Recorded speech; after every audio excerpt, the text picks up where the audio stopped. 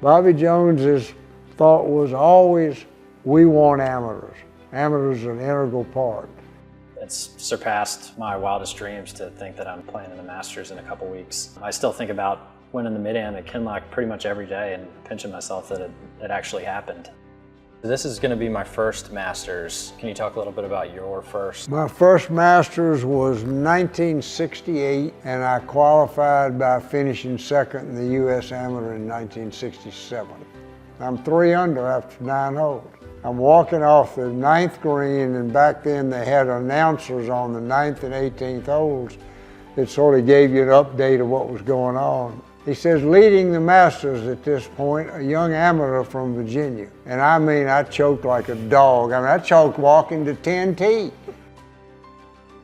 I don't know how you felt, Evan, about your invitation, but as a young kid, my first goal was to see if I could possibly ever get to play in the Masters.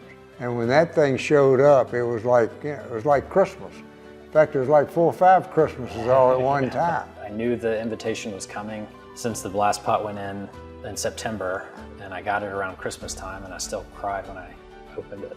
So it's a really big moment, and I'm getting emotional thinking about it now.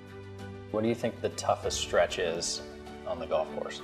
Really 10, 11, 12. You want to be careful through that stretch. The ball does break to Rays Creek.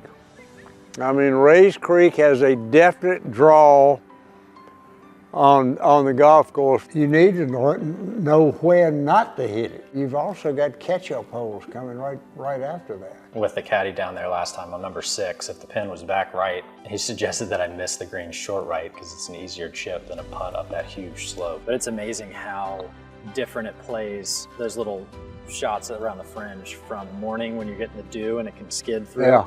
Versus when the ryegrass is dry and it's grabbing your ball when you're trying to putt through it.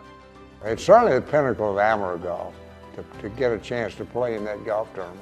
Like Vinny said, I think it's the pinnacle of amateur golf, and I'm very fortunate to have the opportunity.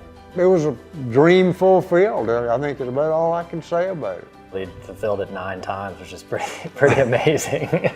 I'm pretty pumped up about my one start.